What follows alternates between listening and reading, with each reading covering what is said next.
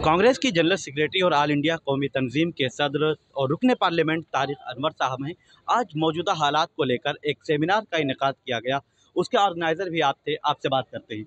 आपने अपनी बातचीत में एक बात कही कि जब जब ऑल इंडिया कौमी तंजीम को ज़रूरत महसूस होती है मुल्क में लोगों से बात करने की, आवाज़ उठाने की, तब आप आगे आते हैं। बिल्कुल, पहले ये बात इसलिए कही कि ये ऑर्गेनाइजेशन जब बना था, कौमी तंजीम की जब बुनियाद रखी गई थी, तो ये 1982 में 82 में। तो ऐसा नहीं है कि उस वक्त हालात बहुत अच्छे थे। उस वक्त भी जो फ़िरकापरस्त ताकतें हैं वो उस वक्त भी काम कर रही थी। तो तब से हम लोग लगातार हर मौके पर जब हम लोगों ने महसूस किया कि जो फ़िरकापरस्त ज़हनियत है उसको रोका जाए या उसका मुकाबला किया जाए, तो कौमी तंजीम ने आगे आगे आकर किया। आज क्या वजूहात हैं कि आप इस तरह की ज़रूरत महसूस कर रहे हैं? आज तो देखिए पूरे मुल्क को एक नफ़रत और घृणा की आग में झोंक दिया गया भारतीय जनता पार्टी के ज़रिए, और सिर्फ थोड़ा सा उनको अपने जो सियासी मुफाद है उसको हासिल करने के लिए उन्होंने मुल्क को दांव पर लगा दिया है। तो इसीलिए आज हम लोग ये चाहते हैं कि जो देश के बुद्धिजीवी हैं, पढ़े लिखे लोग हैं, समझदार लोग हैं, उनको आगे आना चाहिए और ऐसी ज़हनियत की मुखालफत करनी चाहिए। आप लोग अक्सर व बेशतर, बस एक दो सवाल तारिक साहब, खास तौर पर सेकुलरिज्म की बात करते हैं। आप सब हमेशा आगे बढ़ते रहे हैं और इसके लिए काम करते रहे, लेकिन मौजूदा हालात में जब देखते हैं कि खास तौर पर मुसलमानों के ताल्लुक से बात आती है और उन पर हमले किए जाते हैं, या अभी एक गुस्ताखी रसूल का मामला सामने आया, तो जो सेकुलर पार्टियां हैं वो खामोश रहती हैं, वो आवाज़ नहीं उठाती। नहीं, ऐसी बात नहीं है, वो लोग भी आवाज़ उठाते हैं, लेकिन क्योंकि जो आज जो मीडिया है वो एक तरफा हो चुका है, वो जो है गोदी मीडिया में तब्दील हो गया है, और नतीजा है कि हमारी बातों को या हमारी आवाज़ को आगे लाने का काम वो नहीं करते, उसको बल्कि उसके विपरीत उसको दबाने का काम करते हैं।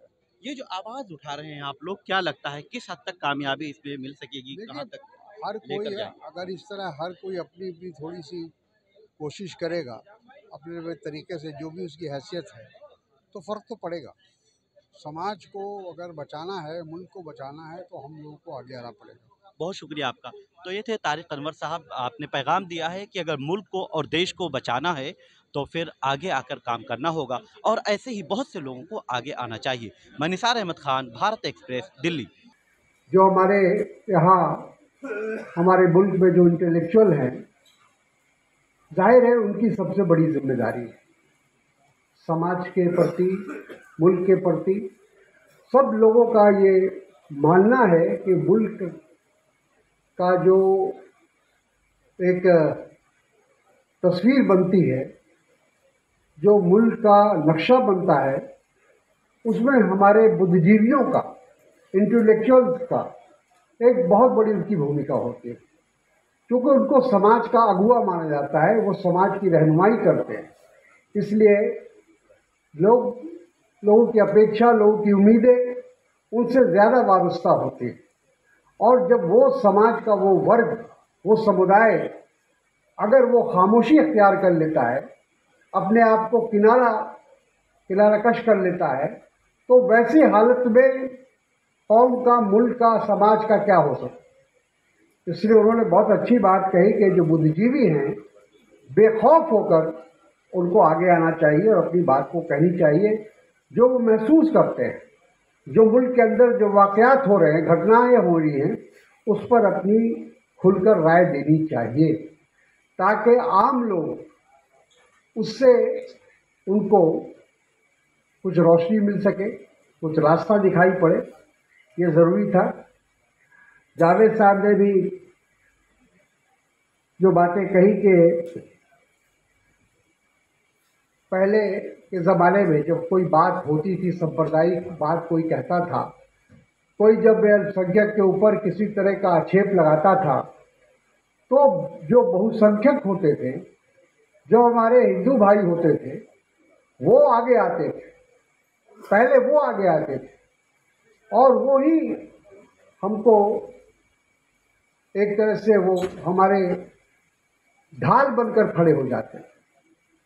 आज उसकी भी कभी हम महसूस कर रहे हैं। ऐसा लगता है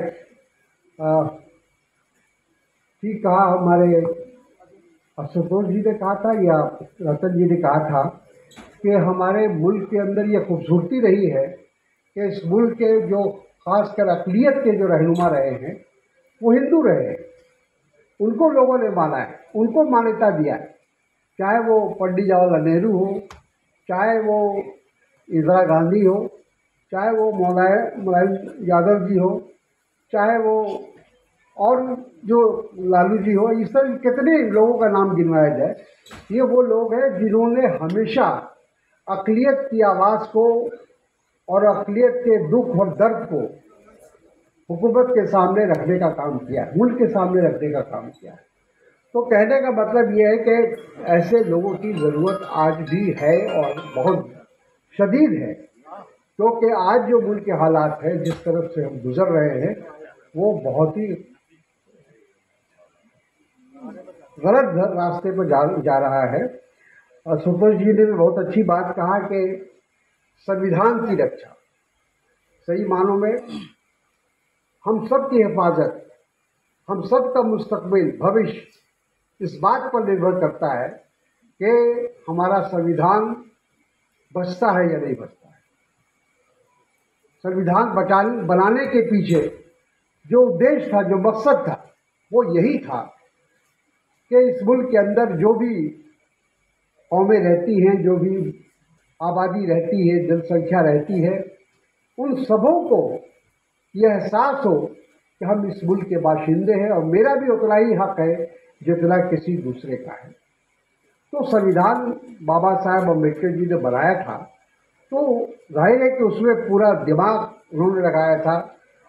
वो लोग, जिन लोगों ने उसमें अपना योगदान दिया था, वो सारे लोग दूरदर्शी लोग थे, दूरअंदेश लोग थे, और वो मुल्क के हालात को, मुल्क की जो तस्वीर थी, जो बनावट थी, उसको वो बहुत नज़दीक से समझते थे और देख रहे थे।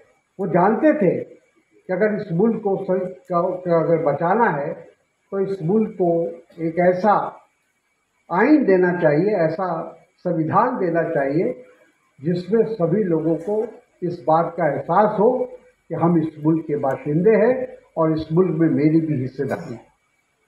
तो ये ज़रूरी है। आज हम लोगों को कौमी तंजीम ने हमेशा, जैसा मैंने कहा, कि इन बातों को उठाने का काम हमने किया। जो भी हमारी ताकत है, जो भी हमारा संगठन है, हमने हमेशा इस बात की कोशिश की है कि लोगों तक अपनी आवाज़ पहुंचाई जाए। और यहाँ इस मंच पर आपने देखा कि हमने सभी कोशिश की, तमाम धर्मनिरपेक्ष जो हमारे लीडर हैं, जो अपने अपने पेशे में जिनकी अपनी एक हैसियत है, वैसे तमाम लोगों को बुलाया, सियासी लोगों को भी बुलाया और गैर सियासी लोगों को भी बुलाया। तो वो मेरे बुलाने का मकसद यही था कि तमाम लोग खासतौर पर जो इंटेलेक्चुअल है, पढ़े लिखे लोग हैं, जो समाज में अपनी एक हैसियत रखते हैं, ऐसे लोग अगर आगे बढ़कर हमारी आवाज़ नहीं, बल्कि हम कहेंगे मुल्क की आवाज़ को आगे बढ़ाने का काम करें, तो मैं समझता हूँ कि बहुत सारे मसाइल का हल निकल सकता है, बहुत सारी मुसीबतें टल सकती हैं। लेकिन अगर हम सब लोग इस इंतज़ार में रहेंगे कि पहले आप, तो हमारा जो मकसद है वो कभी पूरा नहीं हो सकता। हर आदमी को अपने अपने फ़राइज़ अंजाम देने होंगे, तभी जाकर मुल्क बचेगा और मुल्क का आइन बचेगा और मुल्क के अंदर अमन और अमान बचेगा। ये बात सही है कहा कि जिस रास्ते पर अभी हमारे जो भारतीय जनता पार्टी है या संघ परिवार है या मोदी जी है या उनकी सरकार है, जिस रास्ते पर मुल्क को ले जाने की कोशिश कर रही है, ये आने वाले खतरे का एहसास दिलाता है। कहाँ जा रहे हैं हम, किस तरफ जा रहे हैं। नफरत और घृणा की एक इंतहा होती है, उस इंतहा को भी पार करने की कोशिश हो रही है। तो आप सबसे गुजारिश है कि इस तरह के सेमिनार, इस तरह की संगोष्ठी हमेशा होती रहनी चाहिए। और जिसकी जो हैसियत है, हमने जैसा कहा कि कौमी तंजीम अपनी हैसियत के मुताबिक जब जब हमने महसूस किया कि कोई ऐसा ख़तरा सामने मंडला रहा है तो हमने आवाज़ उठाने की कोशिश की और लोगों को हमने लब्बैक किया। तो ऐसा मैं आप सबसे उम्मीद करता हूं कि आप सबका आप यहाँ आकर आप लोगों ने हमारी हौसला अफजाई की है, हिम्मत बढ़ाया है कौमी तंजीम का, और हम भी आपको ये यकीन दिलाते हैं कि अपनी हैसियत के मुताबिक, अपने संगठन की ताकत के मुताबिक हम इस काम को अंजाम देते रहेंगे और इसी तरह से लोगों को जगाने का काम करेंगे। खास के जो बुद्धिजीवी हैं उनको जगाने का काम हम करेंगे और उसी दिशा में हम आगे बढ़ते रहेंगे। हमारी वीडियो आपको पसंद आए तो लाइक कीजिए, शेयर कीजिए और सब्सक्राइब कीजिए। साथ ही कमेंट बॉक्स में अपनी राय भी ज़रूर दें। और हाँ, अगर फेसबुक पर आप वीडियो देख रहे हैं तो हमारे पेज को फॉलो करना ना भूलें।